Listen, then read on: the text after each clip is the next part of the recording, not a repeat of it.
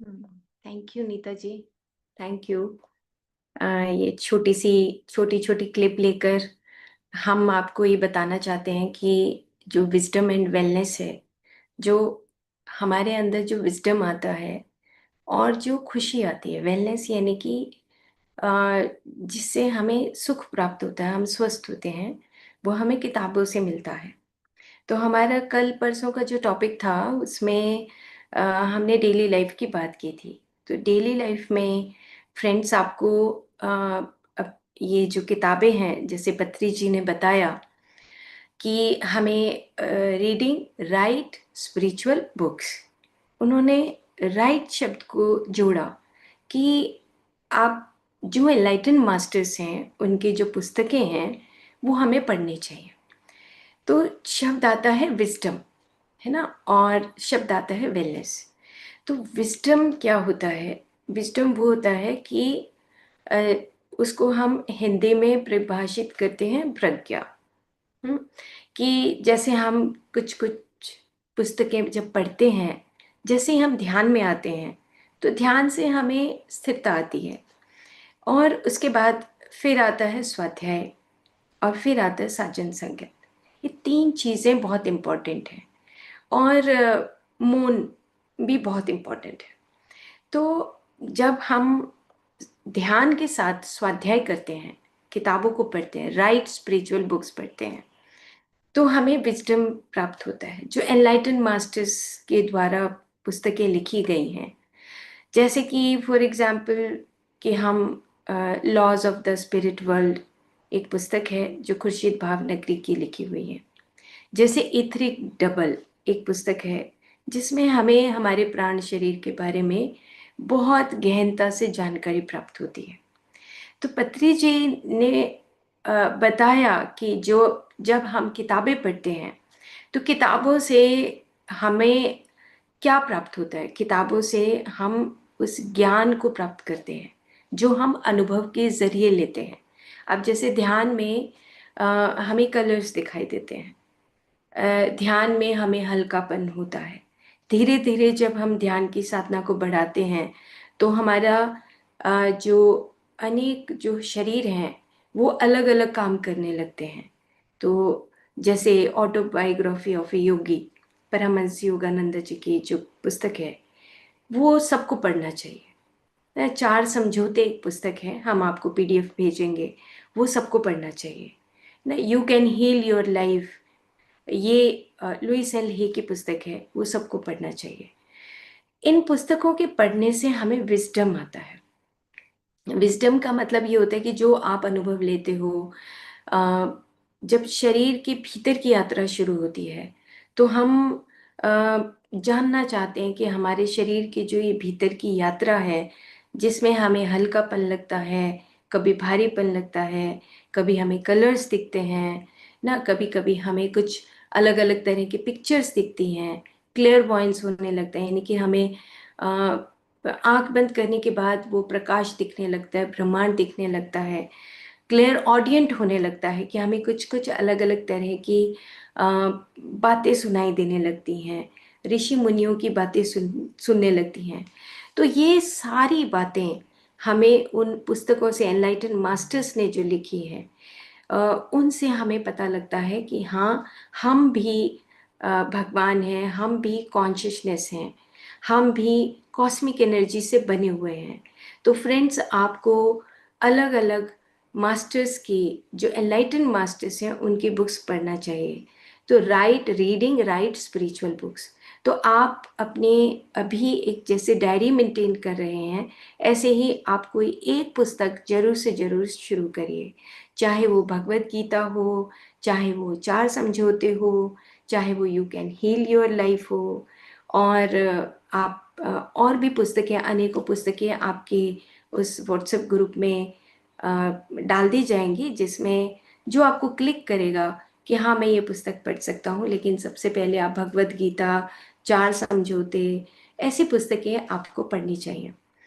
तो विजडम आता है। विजडम का मतलब ये होता है कि जब आप किताबों को पढ़ना शुरू करते हैं, जैसे मैं एग्जाम्पल के जरिए बताती हूँ कि विजडम क्या होता है और कैसे हमें जानकारी से हम ज्ञान प्राप्त करते हैं और ज्ञान से हम अनुभव प्राप्त करते हैं, और अनुभव के बाद फिर हमें उस अनुभव होने के बाद एक स्थिरता आ जाती है और हमें वो प्रज्ञा की तरफ लेकर जाती है कि यस, जैसे मम आत्मा सर्वभूतात्मा, जब भगवत गीता पढ़ने लगे तो जब पता लगा कि अ, सभी के भीतर वो ही आत्मा ब्रह्म समाया हुआ है ना, तो ये बातें किताबें पढ़ने से आती हैं जब भगवत गीता पढ़ते हैं।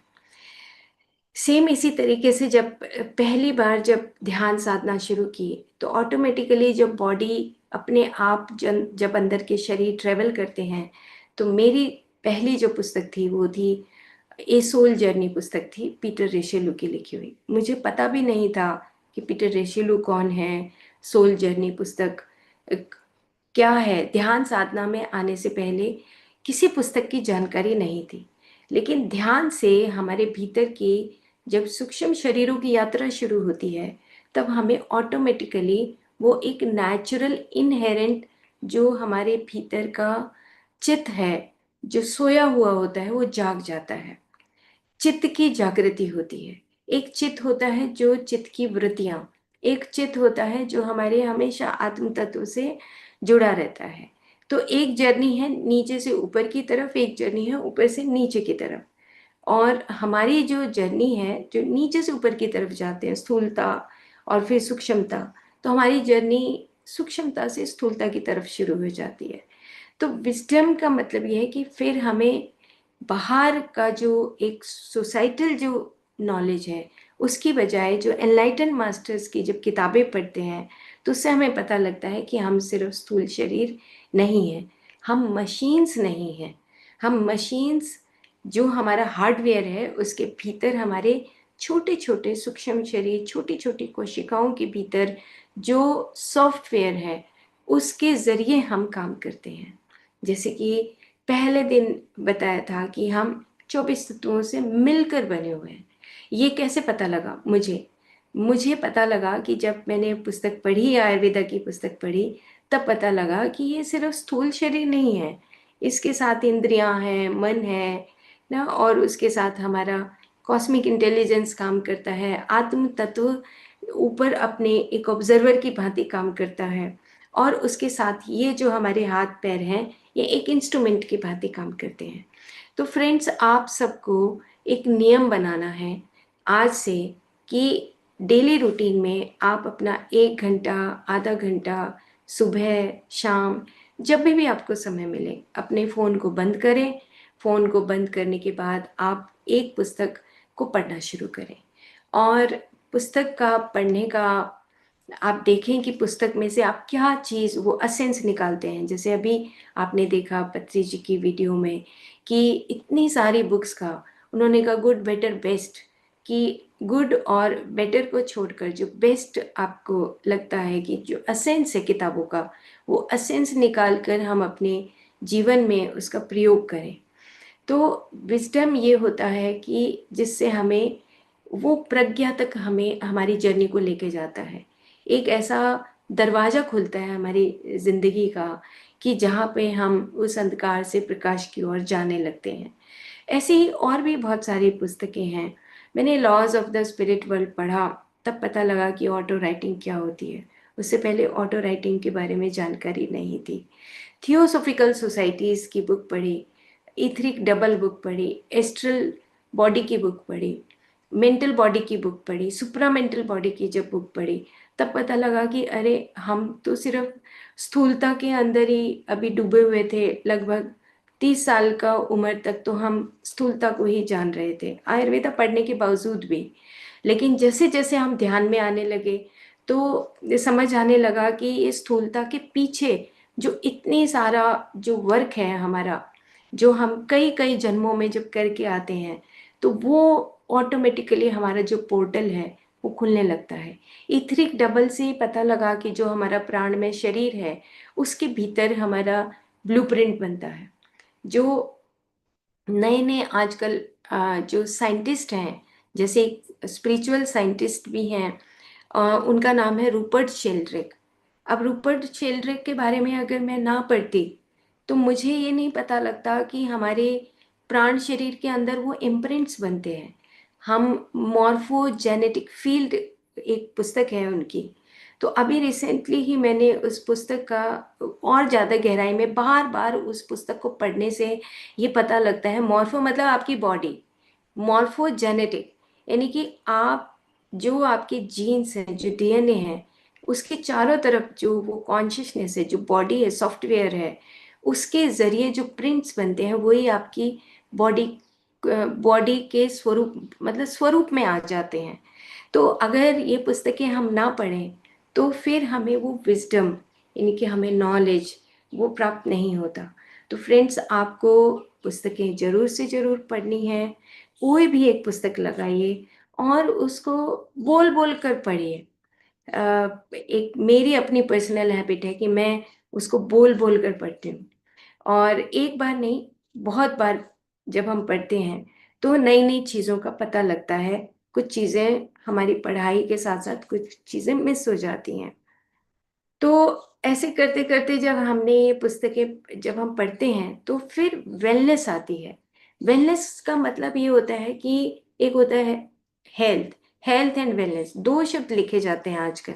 और यूनाइटेड नेशन में ने 21 दिसंबर को ये निर्णय लिया कि हम एक योगा डे के साथ साथ मेडिटेशन डे भी सेलिब्रेट करेंगे। तो आज पूरी दुनिया को ये पता लग गया कि जो वेलनेस है वो कितनी इम्पोर्टेंट है। तो पूरी दुनिया आज जानना चाहती है कि हम सिर्फ शरीर नहीं हैं, हम शरीर के साथ साथ हमारे भीतर जो सूक्ष्म शरीर है वो काम करते हैं, और मेडिटेशन उसके लिए बहुत इम्पोर्टेंट है। स्वाध्याय यानी कि किताबें पढ़ना बहुत इम्पोर्टेंट है। जब हम किताबें पढ़ते हैं तो उससे हमें वेलनेस का पता लगता है कि हाँ, वेलनेस का मतलब ये होता है कि जो हमारे मन के अंदर जो ड्युअलिटी आती है, उस ड्युअलिटी को हम दूर करते हैं ना। तो जब हमें पता लगा कि हम सिर्फ स्थूल नहीं हैं तो ऑटोमेटिकली हमारी ड्युअलिटी दूर रही। अब जन्म और मृत्यु जब पता लगा कि देर इज नो डेथ, ये एक बुक है, सेट स्पीक्स, जेन रॉबर्ट्स की लिखी हुई। तो जब तक वो नहीं पढ़ा था तब तक पता नहीं था कि अच्छा, हम डेथ से डरते थे। लेकिन जैसे ही ये पता लगा तो उसके बाद हमें धीरे धीरे पता लगा कि अरे, सेज स्पीक्स पुस्तक क्या लिखती है। वो लिखती है कि जो अनेकों कोशिकाओं के बंडलों से जो हम बने हुए हैं, हर प्रतिपल अनेक कोशिकाएं मर रही हैं और अनेक कोशिकाएं अ, जीवित हो रही हैं, फिर से जन्म ले रही हैं। तो जब एक कोशिका की डेथ होती है तब तो हमें पता नहीं लगता। तो ऐसे जब बहुत सारी कोशिकाएं, और जब वो उनकी डेथ होती है तो उसको हम मृत्यु बोल देते हैं। बट हम, जो हमारी आत्मा है, जो हमारा आत्म तत्व है, वो इटर्नल है, वो मरता नहीं। हम यहाँ पे ट्रेवलर की तरह आते हैं। जैसे जो हमारा रियल जो घर है वो यहाँ नहीं है, वो कॉन्शियसनेस का जो सागर है जहाँ से हम ट्रेवल करके आते हैं, वो हमारा घर है। हम यहाँ पे सिर्फ ट्रेवलर हैं। टेम्परेरी हमारा घर यहाँ पर है, धरती है। उसके बाद फिर हम वापस जाते हैं, फिर वापस आते हैं। तो लॉ ऑफ कर्मा का जो साइकिल है वो तब तक चलता रहता है जब तक हम उस कॉन्शियसनेस के सागर के साथ एक जैसे ना हो जाए। तो ये जो जर्नी है, विजडम और वेलनेस थ्रू स्पिरिचुअल रीडिंग, ये जर्नी बहुत इम्पॉर्टेंट है ताकि हम किताबें पढ़ें। और जो एनलाइटन मास्टर्स हैं उनकी किताबें पढ़ने से हमें अपने बारे में जानकारी होती है। पूरे ब्रह्मांड, जो ये प्रकृति है, ये कैसे काम करती है, इसके बारे में जानकारी होती है।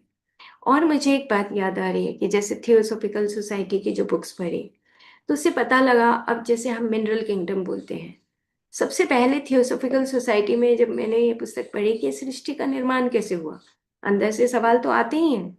तो पता लगा कि सबसे पहले एलिमेंटल किंगडम, उसके बाद मिनरल किंगडम, उसके बाद प्लांट किंगडम, उसके बाद एनिमल इंसेक्ट किंगडम, उसके बाद ह्यूमन किंगडम, और उसके बाद अनेकों किंगडम हैं जहाँ पे हम एंजल्स बोलते हैं ना, एलियंस बोलते हैं, एरियंस बोलते हैं।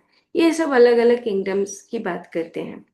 तो अगर हम बुक्स ना पढ़ते तो हमें ये बात पता ही नहीं लगती कि एलिमेंटल किंगडम क्या होता है। अगर हमारे चारों तरफ से हवा गायब कर दी जाए, उन्होंने कहा elements we are made up of carbon, nitrogen, hydrogen, oxygen, हम इन सब से मिलके बने हुए हैं।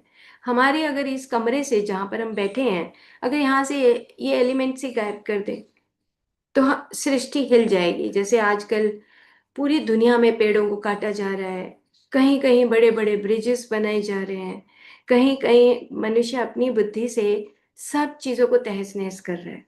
लेकिन प्रकृति का जो नियम है, प्रकृति का जो मैथमेटिक्स है, वो समझ आया कि हमारा जो ब्रेन है वो लिमिटेड है। और जो अनलिमिटेड जो काम होते हैं, एक पत्ते का डिजाइन कैसा है, पत्ता कितना छोटा होता है, फिर वो बढ़ता है, फिर वो अपनी उम्र लेता है, उम्र लेने के बाद वो सूखता है, सूखने के बाद वो गिर जाता है, गिरने के बाद वो फिर से धरती में मिल जाता है। ये कौन कर रहा है? ये प्रकृति का जो मैथमेटिक्स है वो कर रहा है। तो ये कहाँ से पता लगा?